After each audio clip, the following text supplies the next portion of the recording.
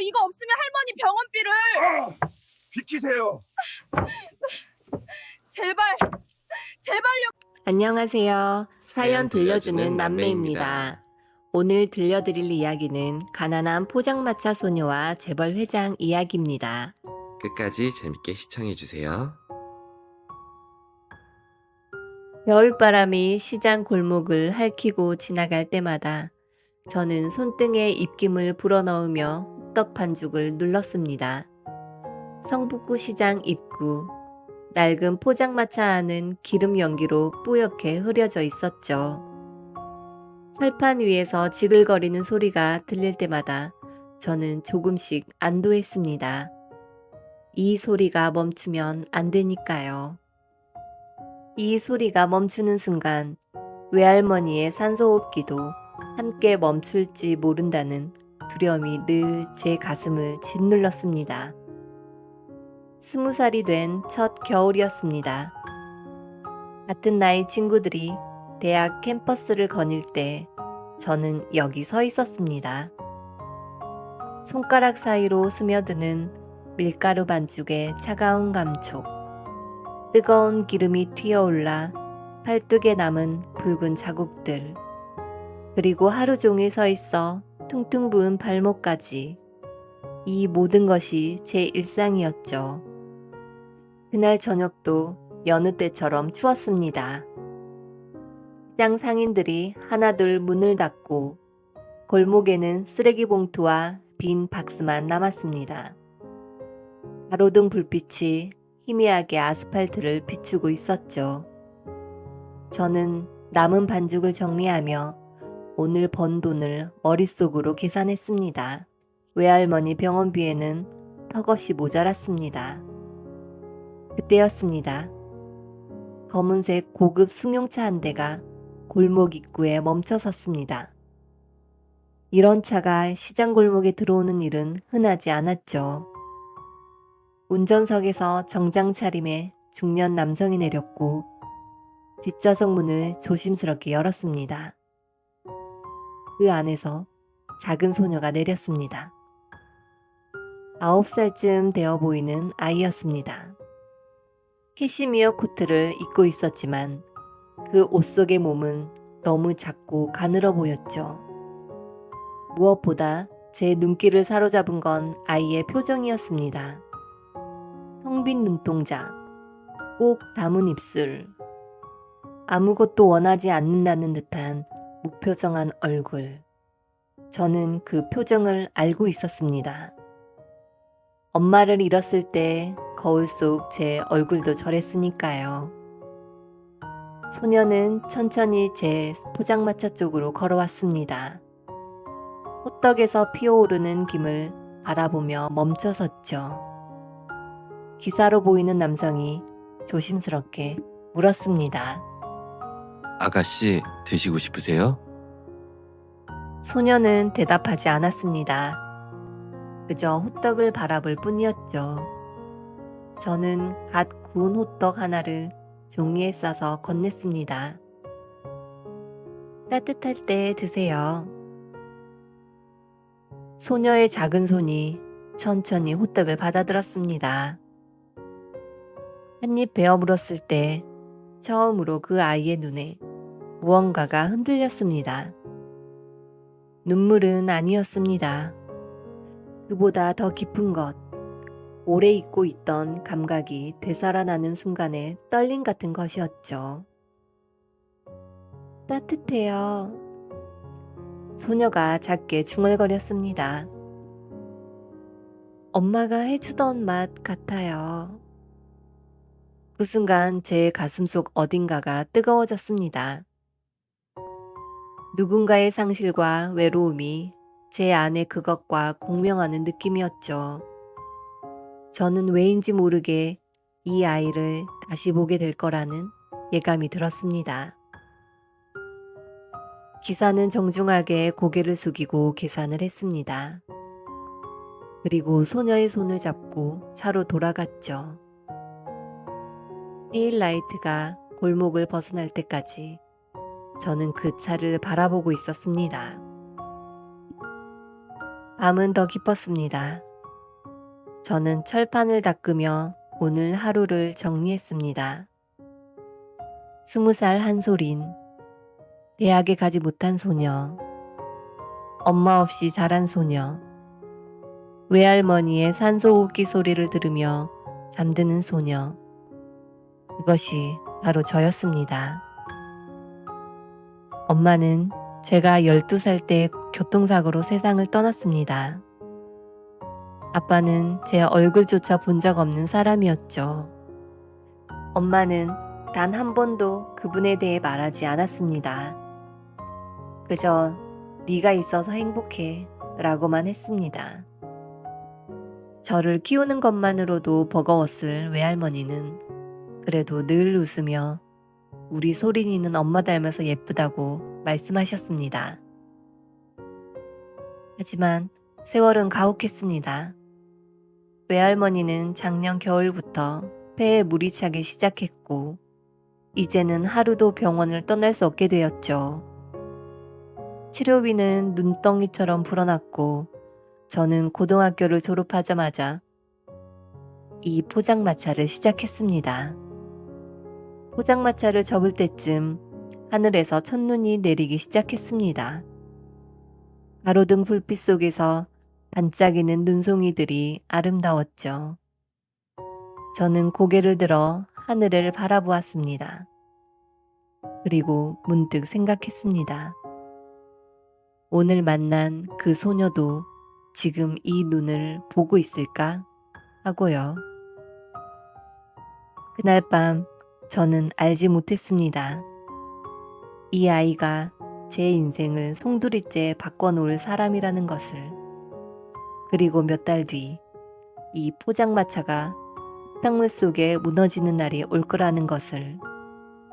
하지만 그 무너짐 끝에 제가 결코 상상하지 못했던 진실이 기다리고 있을 거라는 것도요. 그 아이는 다시 왔습니다.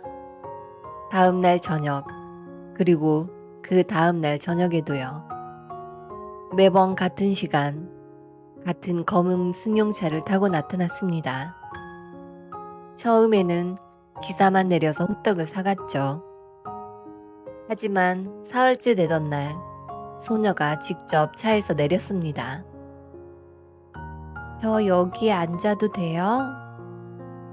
소녀가 포장마차 앞 낡은 플라스틱 의자를 가리키며 물었습니다.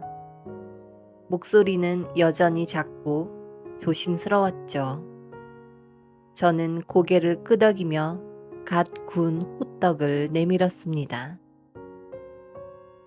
물론이지. 추운데 안에서 먹어. 그날부터 소녀는 매일 찾아왔습니다. 학교가 끝나는 시간이면 어김없이 포장마차 앞에 나타났죠. 처음에는 말없이 호떡만 먹다가 점차 짧은 말들을 건네기 시작했습니다. 오늘은 학교에서 발표했어요. 그래? 잘했어? 네, 선생님이 칭찬해 주셨어요. 대단한데 떨리지 않았어? 떨렸어요. 그런데 언니 생각하니까 조금 괜찮아졌어요. 언니. 소녀는 어느새 저를 그렇게 부르기 시작했습니다. 그 호칭을 들을 때마다 제 가슴 한구석이 따뜻해졌죠. 저는 소녀의 이름을 알게 됐습니다. 장다운, 9살. 어머니를 일찍 여의고 아버지와 단 둘이 사는 아이였습니다. 다운이는 말수가 적었지만 함께 있으면 편안했습니다. 저도 많은 말을 하지 않았죠. 그저 호떡을 굽고 어묵 국물을 저으며 가끔 아이의 머리를 쓰다듬어주는 것만으로도 충분했습니다. 이상했습니다. 처음 만난 지 몇 주밖에 안 됐는데 마치 오래전부터 알던 사이 같았죠. 어느 날 저녁 다온이가 평소보다 늦게 왔습니다. 얼굴이 상기되어 있었고 눈가가 붉었죠. 다온아, 무슨 일 있었어? 다온이는 한참을 말없이 앉아 있다가 작게 중얼거렸습니다. 친구들이 제가 엄마 없다고. 아이는 더 이상 말하지 못했습니다. 저는 가만히 다온이 옆에 앉았죠. 그리고 조용히 말했습니다. 나도 엄마 없어. 12살 때 돌아가셨어. 다온이가 고개를 들어 저를 바라봤습니다. 눈동자에 놀라움과 함께 묘한 안도감 같은 것이 번졌죠. 정말이에요? 응, 그래서 알아. 네가 얼마나 외로운지, 얼마나 많이 보고 싶은지. 언니도 보고 싶어요? 매일, 특히 이렇게 추운 날엔 더. 다온이는 제 손을 꼭 잡았습니다. 작고 차가운 손이었죠. 저는 그 손을 두 손으로 감싸쥐었습니다. 그날 밤 우리는 오래도록 아무 말 없이 앉아 있었습니다. 그렇게 한 달이 지났습니다. 다온이는 점점 밝아졌습니다. 예전보다 말도 많아졌고 가끔 웃기도 했죠. 기사 아저씨는 아가씨가 요즘 밥을 잘 드신다며 고맙다는 인사를 전했습니다. 그 말을 들을 때마다 제 마음도 한결 가벼워졌습니다. 하지만 저는 알지 못했습니다. 다온이네 집에서 무슨 일이 벌어지고 있는지를요. 어느 날 저녁, 평소보다 고급스러운 검은 승용차가 골목에 들어섰습니다. 차에서 내린 사람은 기사 아저씨가 아니었죠. 정장을 말끔하게 차려입은 중년 남성이었습니다. 날카로운 인상에 차가운 눈빛을 가진 사람이었죠. 그는 제 포장마차를 찬찬히 둘러보더니 명함 한 장을 꺼냈습니다. 장태현 회장님 댁의 집사입니다. 혹시 시간 되시면 잠깐 말씀 나눌 수 있을까요? 장태현, 다온이의 아버지 이름이었습니다. 저는 긴장한 채로 고개를 끄덕였죠. 집사는 정중하게 말을 이었습니다. 아가씨께서 요즘 이곳에 자주 들르신다고 들었습니다. 회장님께서 관심을 가지고 계십니다. 다온이한테 뭔가 문제가 있나요? 아닙니다. 오히려 감사드리려고 왔습니다. 아가씨가 몇 달 만에 처음으로 식사를 제대로 하기 시작하셨거든요. 집사의 말투는 공손했지만 눈빛은 날카로웠습니다. 저를 관찰하고 있다는 느낌이 들었죠. 혹시 실례가 안 된다면 성함과 가족관계를 여쭤봐도 될까요? 회장님께서 아가씨와 가까워지는 분들에 대해서는 알고 계셔야 하거든요. 저는 잠시 망설였습니다. 하지만 숨길 이유도 없었죠. 한솔인이요. 20살이고 외할머니랑 둘이 살아요. 엄마는 돌아가셨고 아빠는 모릅니다. 어머님 성함은 어떻게 되시나요? 한지은이요. 왜 그러시는데요? 집사의 표정이 미묘하게 굳었습니다. 뭔가 중요한 정보를 들은 사람의 얼굴이었죠. 그는 더 이상 질문하지 않고 공손하게 인사했습니다. 알겠습니다. 귀한 시간 내주셔서 감사합니다. 앞으로도 아가씨를 잘 부탁드립니다. 집사가 떠난 뒤에도 저는 한참 동안 불안한 마음을 떨칠 수 없었습니다. 무언가 잘못된 느낌이었죠. 마치 제가 모르는 곳에서 제 의지와 상관없이 무언가가 돌아가고 있다는 느낌이었습니다. 그날 밤 집으로 돌아가는 길이 유난히 춥게 느껴졌습니다. 골목길을 걸으며 저는 생각했습니다. 다온이를 만난 것이 과연 좋은 일일까? 서로 다른 세상에 사는 우리가 이렇게 가까워지는 것이 옳은 일일까? 하지만 동시에 알고 있었습니다. 이미 늦었다는 것을요.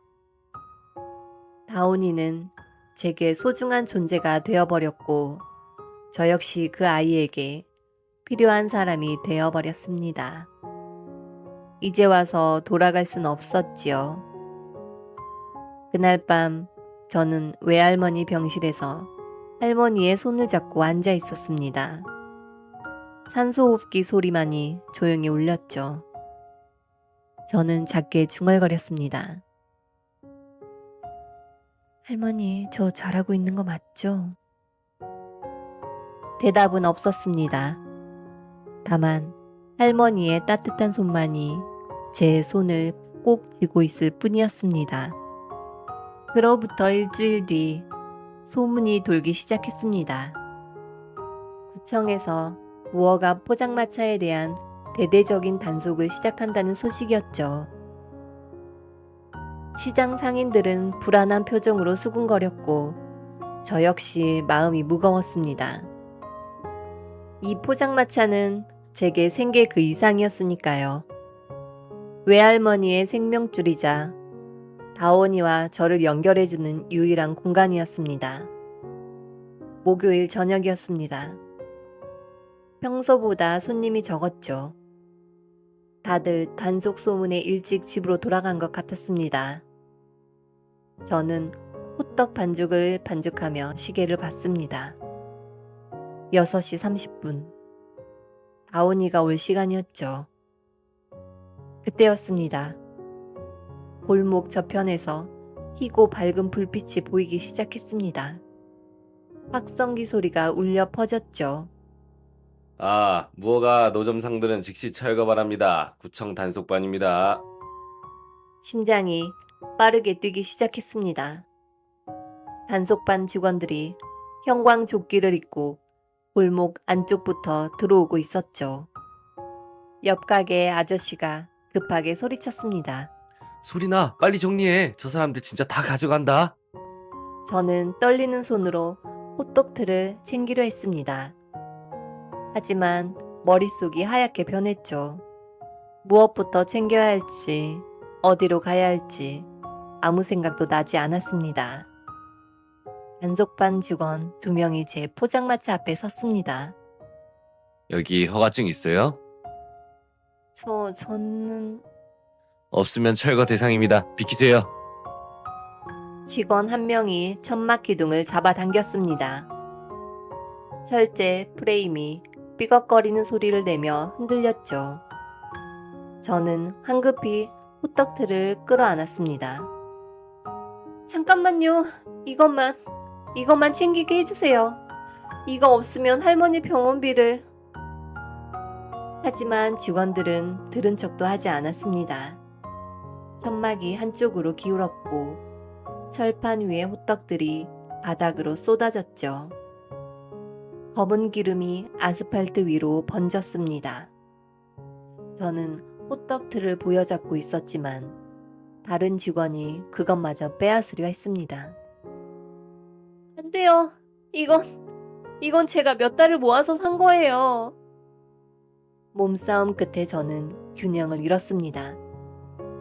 젖은 도로 위에 미끄러져 넘어졌죠. 무릎과 손바닥이 아스팔트에 쓸리며 까졌습니다.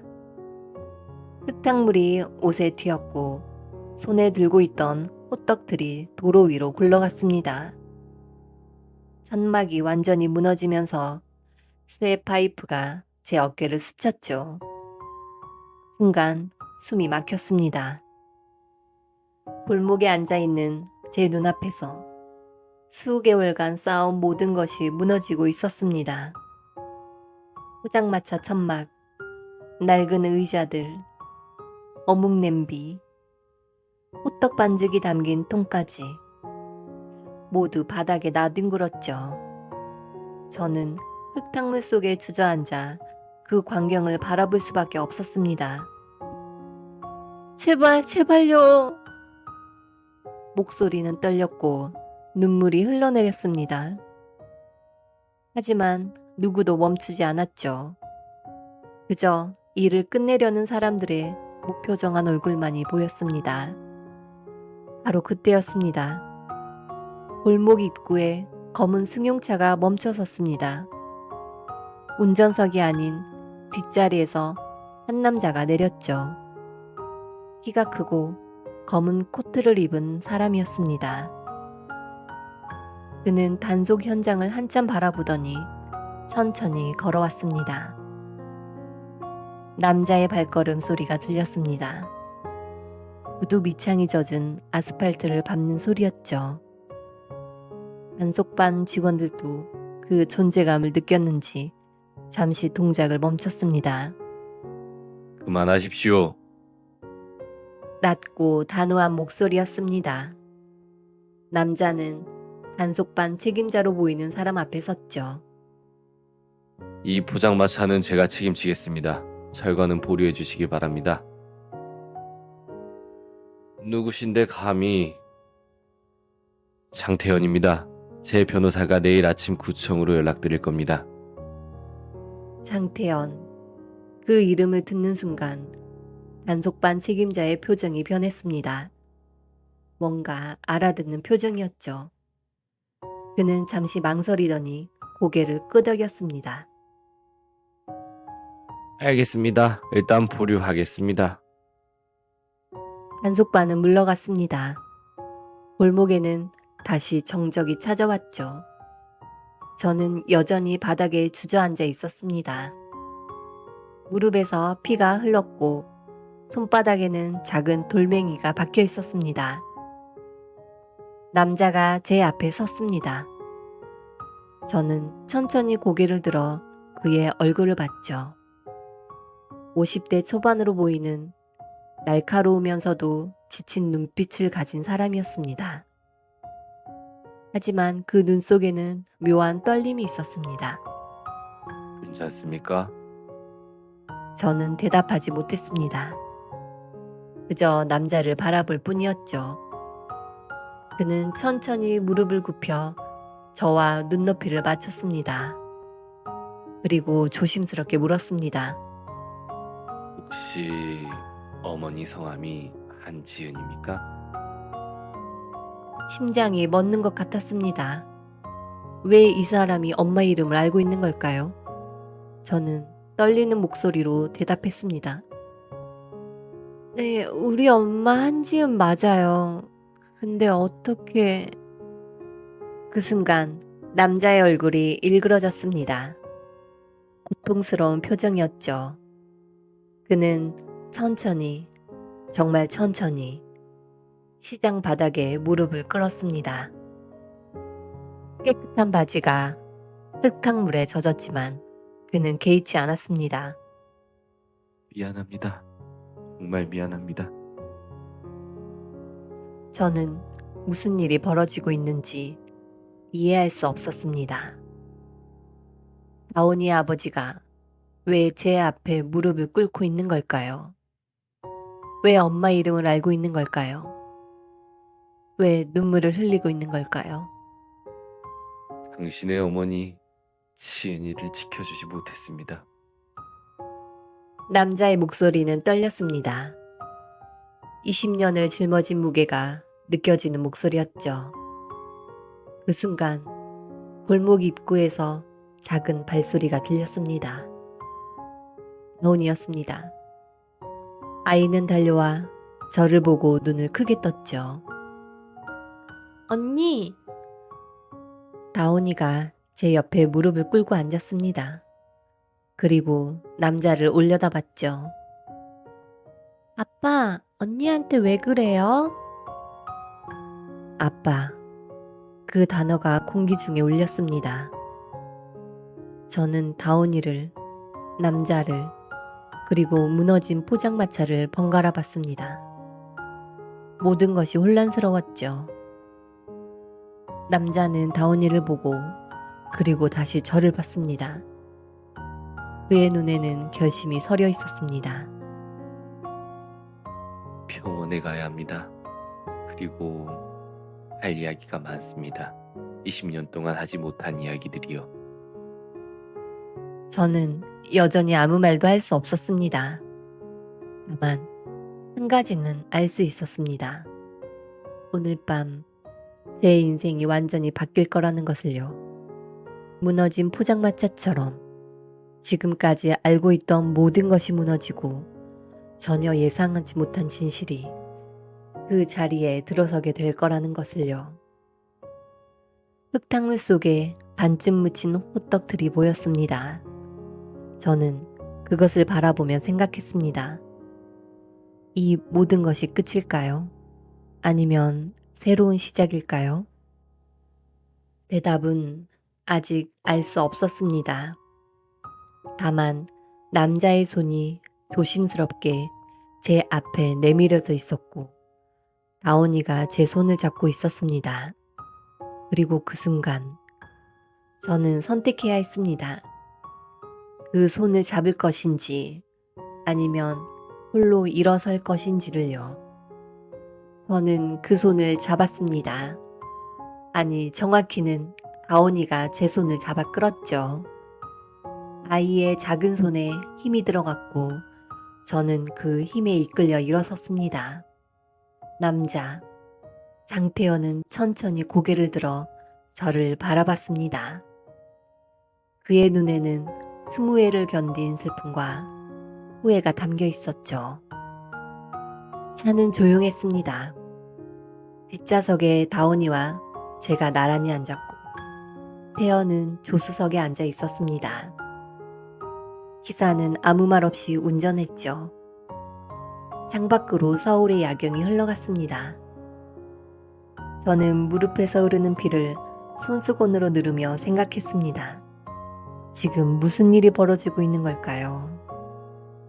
차는 한남동의 한 병원 앞에 멈췄습니다. 개인 병원처럼 보였죠. 태연이 먼저 내려 문을 열어주었습니다. 먼저 치료부터 받으시지요. 그리고 천천히 이야기하겠습니다. 병원은 조용했습니다. 간호사가 제 상처를 소독하고 붕대를 감았죠. 무릎과 손바닥 그리고 어깨에 난 타박상을 치료하는 동안 다온이는 제 옆에 앉아 제 손을 꼭 잡고 있었습니다. 아이의 손은 따뜻했습니다. 치료가 끝나고 우리는 병원 안의 작은 상담실로 안내되었습니다. 태연은 의자를 꺼냈고 저는 조심스럽게 앉았죠. 그는 제 맞은편에 앉아 한참을 침묵했습니다. 무슨 말부터 해야 할지 고민하는 것 같았습니다. 23년 전 저는 26이었습니다. 사업 준비를 하고 있었죠. 그때 지은이를, 그러니까 당신 어머니를 만났습니다. 그는 잠시 말을 멈췄습니다. 기억을 더듬는 듯한 표정이었죠. 지은이가 21살 때였습니다. 아르바이트를 하며 학비를 벌고 있었지요. 우연히 카페에서 만났습니다. 그렇게 사랑에 빠졌습니다. 저는 숨을 죽이고 들었습니다.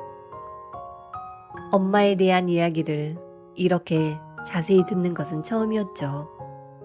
엄마는 늘 과거에 대해 말하지 않았습니다. 그저 네가 있어서 행복하다는 말만 반복했었습니다. 하지만 저는 비겁했습니다. 집안의 반대가 심했습니다. 아버지는 이미 다른 사람과 결혼을 정해놓으셨지요. 저는 지은에게 기다려달라고 했습니다. 상황을 정리하겠다고 약속했습니다. 태연의 목소리가 떨렸습니다. 그런데 지은이 임신했다는 소식을 들었을 때 저는 도망쳤습니다. 아버지의 압박과 사업의 실패 앞에서 저는 가장 소중한 사람을 버렸습니다. 방 안에 침묵이 흘렀습니다. 다온이가 제 손을 더 꼭 쥐었죠. 몇 년 뒤 사업이 안정되고 아버지가 돌아가신 후에야 저는 지은을 찾으려 했습니다. 하지만 이미 늦었습니다. 연락처는 바뀌었고 주소도 옮긴 뒤였지요. 사람을 풀어 찾아봤지만 흔적을 찾을 수 없었습니다. 그리고 10년 전 그는 말을 잇지 못했습니다. 저는 알고 있었습니다. 엄마는 10년 전 교통사고로 돌아가셨다는 걸. 신문 부고란에서 이름을 봤습니다. 한지은 34살 교통사고. 유가족으로 딸 한솔인과 모친 이말순이라고 적혀 있었습니다. 태연의 눈에서 눈물이 흘러내렸습니다. 저는 처음으로 이 강인해 보이는 남자가 무너지는 것을 봤죠. 장례식장에 갔습니다. 하지만 들어갈 수 없었습니다. 그럴 자격이 없다고 생각했으니까요. 문 밖에서 당신을 봤습니다. 12살 아이가 교복을 입고 할머니 손을 잡고 서 있던 당신을요. 저는 기억했습니다. 엄마 장례식 날 문 밖에 서 있던 검은 코트의 남자를요. 그때는 누군지 몰랐습니다. 그저 엄마 회사 사람이려니 생각했었죠. 그 뒤로도 몇 번 당신을 찾았습니다. 하지만 가까이 다가갈 용기가 없었습니다. 도울 방법을 찾으려 했지만 할머니께서 모든 도움을 거절하셨지요. 우린 괜찮다고만 하셨습니다. 할머니는 자존심이 강한 분이셨습니다. 누구의 도움도 받지 않으려 하셨죠. 그게 할머니의 방식이었습니다. 그러다 다운이가 당신을 만났습니다. 집사가 보고서를 올렸을 때 저는 정말 믿을 수 없었습니다. 한솔인, 어머니 한지은, 20살 그 모든 정보가 일치했습니다. 태연은 가방에서 서류 하나를 꺼냈습니다. DNA 검사 의뢰서였죠. 확신하고 싶었습니다. 그래서 일주일 전 당신이 사용하던 컵을 수거해 검사를 의뢰했습니다. 결과는 오늘 나왔습니다. 그는 또 다른 서류를 꺼냈습니다. 친자 확인 결과서였습니다. 거기에는 정확하게 적혀 있었죠. 친자 관계 확률 99.99. 저는 그 숫자를 바라봤습니다. 얼굴도 모르던 아버지가 제 앞에 앉아 있었습니다. 그것도 다온이의 아버지로요. 머리가 복잡했습니다. 화가 났지만 동시에 슬펐습니다. 원망스러웠지만 이해가 되기도 했습니다. 왜 진작 말하지 않으셨어요? 제 목소리는 떨렸습니다. 두려웠습니다. 당신이 저를 거부할까봐. 당신의 삶에 또 다시 상처를 줄까봐. 하지만 오늘 당신이 무너지는 것을 보고 알았습니다. 더 이상 미룰 수 없다는 것을요. 태연은 의자에서 일어나 제 앞에 무릎을 꿇었습니다. 병원 바닥에 다시 한 번요. 용서를 구하지는 않겠습니다. 그럴 자격이 없으니까요. 다만 이것만은 약속하겠습니다. 이제부터는 제대로 지키겠습니다. 당신과 할머니를 그리고 다운이를요. 가족으로서요. 다온이가 조용히 말했습니다. 언니, 아니 소린 언니, 제 진짜 언니예요? 아이의 눈에는 놀라움과 기쁨이 동시에 담겨 있었습니다. 저는 고개를 끄덕였죠. 다온이는 제게 안겼습니다. 좋아요, 정말 좋아요. 이제 혼자가 아니에요. 저는 다온이를 안으며 눈물을 흘렸습니다. 기쁨도 슬픔도 혼란도 안도도 아닌 그 모든 것이 뒤섞인 눈물이었죠. 태연이 조용히 말했습니다. 할머니 치료부터 시작하겠습니다. 최고의 의료진을 구하겠습니다. 그리고 당신이 원한다면 학업도 계속할 수 있도록 돕겠습니다. 저는 고개를 들어 그를 봤습니다. 조건이 있어요. 말씀하십시오. 할머니께는 제가 직접 말씀드릴 거예요. 그리고 포장마차는 계속하고 싶어요. 제 방식으로요. 도움은 받되 제가 번 돈으로 할머니를 돌보고 싶어요. 태연은 잠시 생각하더니 고개를 끄덕였습니다. 알겠습니다. 당신의 선택을 존중하겠습니다. 그날 밤 저는 많은 것을 얻었습니다. 아버지를, 여동생을, 그리고 새로운 가능성을요. 하지만 동시에 무언가를 잃은 기분도 들었습니다. 지금까지의 제 삶, 고독하지만 온전히 제 것이었던 그 삶을요. 차가 할머니 계신 병원 앞에 멈췄습니다. 저는 내리기 전에 태연을 돌아봤습니다. 시간이 필요해요. 이 모든 걸 받아들이는 데는요. 물론입니다. 천천히 하겠습니다. 저는 병원으로 들어갔습니다. 복도를 걸으며 생각했습니다. 오늘 무너진 것은 포장마차만이 아니었습니다. 제가 알던 세상, 제가 믿었던 진실, 그 모든 것이 무너졌죠. 하지만 동시에 새로운 것이 그 자리에 세워지고 있었습니다. 할머니 병실 문 앞에 섰습니다. 안에서는 여전히 산소호흡기 소리만 들렸죠. 저는 문 손잡이를 잡고 깊은 숨을 들이쉬었습니다. 이제 할머니께 모든 것을 말씀드려야 했습니다. 20회 동안 숨겨진 진실을요. 문을 열었습니다. 할머니는 조용히 누워 계셨죠. 저는 할머니 곁에 앉아 그 따뜻한 손을 잡았습니다. 그리고 천천히 오늘 있었던 모든 일을 이야기하기 시작했습니다. 할머니는 울지 않으셨습니다. 제 이야기를 끝까지 들으시고는 한참을 침묵하셨죠. 그리고 천천히 고개를 끄덕이셨습니다. 할머니는 이미 알고 계셨습니다. 장례식장 밖에 서 있던 그 남자가 누구였는지, 왜 가끔 낯선 사람이 저희를 지켜봤는지요. 다만 말씀하지 않으셨을 뿐이었습니다. 치은이가 그 사람을 사랑했단다. 끝까지 원망하지도 않았어. 그저 너를 잘 키우는 것만이 자기 할 일이라고 했지. 할머니의 손이 제 손을 쓰다듬었습니다. 이제 네 앞길을 가거라. 할미는 괜찮다. 너는 네가 원하는 삶을 살아야 해. 저는 할머니 손을 두 손으로 감쌌습니다. 할머니 없이는 못 가요. 함께 가야 해요. 그날 밤부터 모든 것이 달라지기 시작했습니다.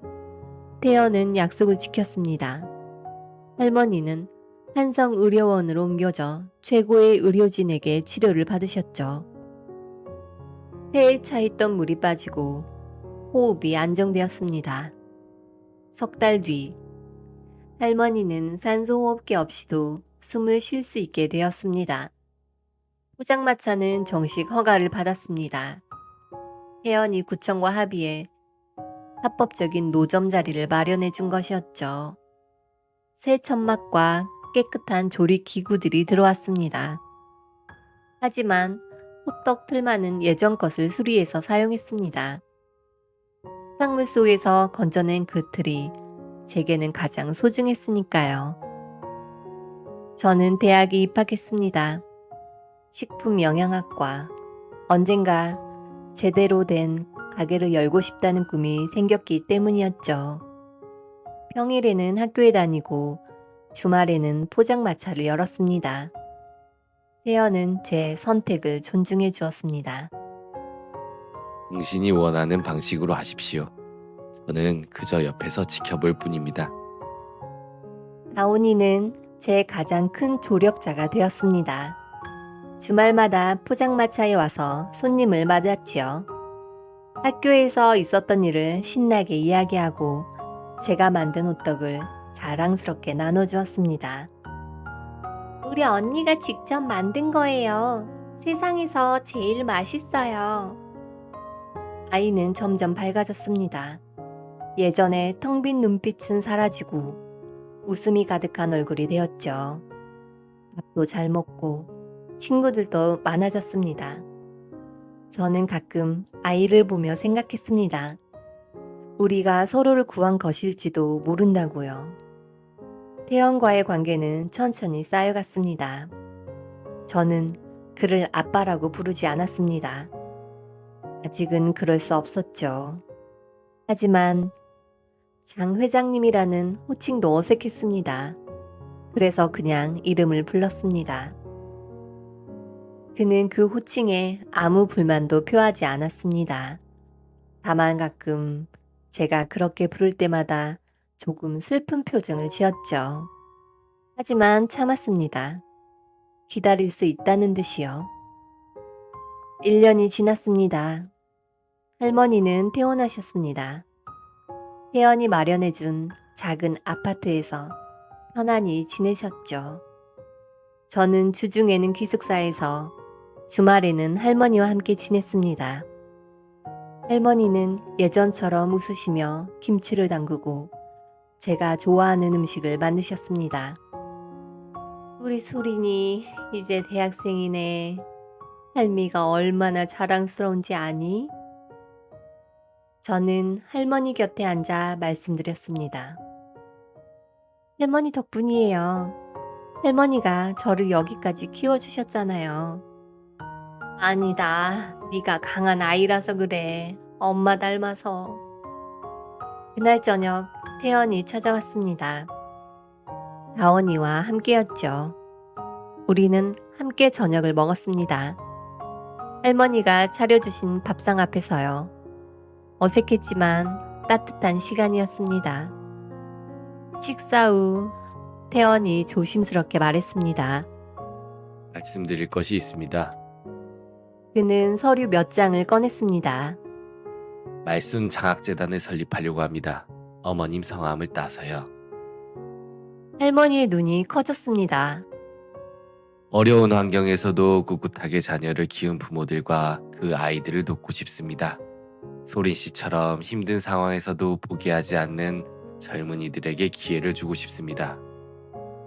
할머니는 한참을 아무 말씀도 하지 못했습니다. 그리고 천천히 고개를 끄덕이셨죠. 맞습니다. 우리 지은이도 기뻐할 겁니다. 그날 밤 저는 오랜만에 엄마 꿈을 꾸었습니다. 엄마는 웃고 있었습니다.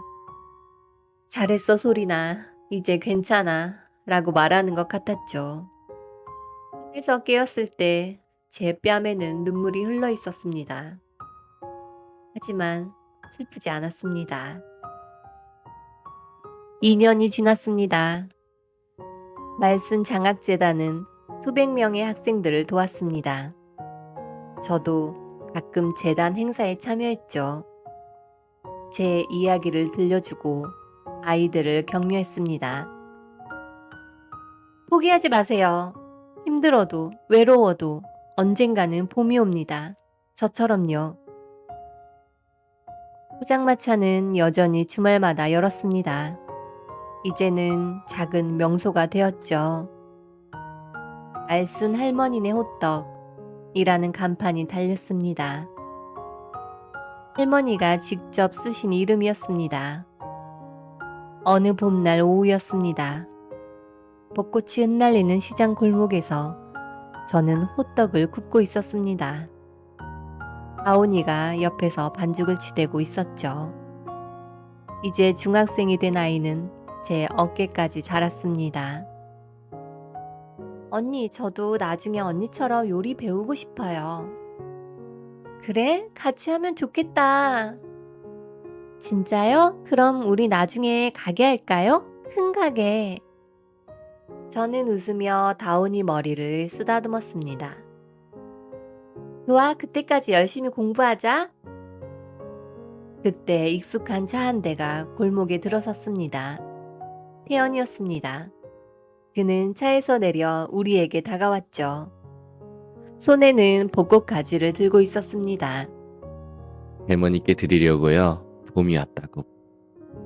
저는 그 모습을 보며 문득 생각했습니다. 이 사람도 변했다고. 차갑고 무뚝뚝했던 사람이 이제는 꽃을 들고 미소 짓는 사람이 되었다고요. 같이 가실래요? 할머니 뵈러요. 태연의 눈에 놀라움이 스쳤습니다. 제가 처음으로 그를 자연스럽게 가족 모임에 초대한 것이었으니까요. 가도 될까요? 할머니가 좋아하실 거예요. 다온이도 가고 싶어 하고요. 다온이가 아버지 손을 잡았습니다. 아빠 가요. 할머니 보고 싶어요. 우리는 함께 포장마차를 정리했습니다. 세 사람이 함께 천천히 조심스럽게요. 반죽을 정리하고 천막을 접었습니다. 일상적인 일이었지만 그 안에는 묘한 평화가 있었죠. 저녁 무렵 할머니 댁에 도착했습니다. 할머니는 활짝 웃으시며 우리를 맞아주셨습니다. 식탁에는 따뜻한 음식들이 차려져 있었죠. 식사를 하는 동안 다온이가 학교 이야기를 했고 태연은 조용히 웃으며 들었습니다. 할머니는 반찬을 계속 권하셨고 저는 그 모든 것을 바라보며 생각했습니다. 이것이 가족이구나. 완벽하진 않지만 진심으로 서로를 돌보는 사람들. 과거의 상처를 안고 있지만 그럼에도 함께 미래로 걸어가는 사람들이요. 식사 후 우리는 거실에 둘러앉았습니다. 태연이 조용히 말했습니다. 어머님, 그리고 소린 씨, 그는 우리를 돌아보았습니다. 부족한 점이 많겠지만 계속 노력하겠습니다. 진짜 가족이 되도록요. 저는 한참은 그를 바라보았습니다. 그리고 천천히 고개를 끄덕였죠. 천천히요. 우리 천천히 가요. 그날 밤 집으로 돌아가는 길에 저는 하늘을 올려다봤습니다. 별이 총총히 빛나고 있었죠. 오래전 엄마와 함께 밤하늘을 본 기억이 났습니다. 소리나 힘들 때는 하늘을 봐. 별들도 어둠 속에 빛나잖아. 엄마 말이 맞았습니다. 저도 어둠 속에서 빛을 찾았으니까요.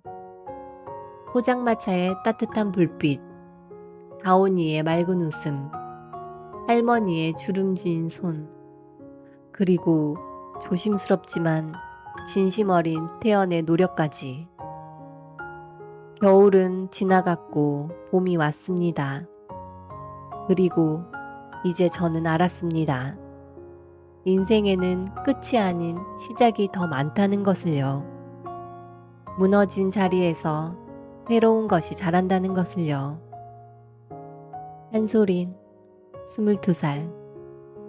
대학생이자 포장마차 주인이자 누군가의 딸이자 언니인 사람. 그것이 바로 지금의 저였습니다. 완벽하지 않지만 행복했습니다. 그리고 그것으로 충분했습니다.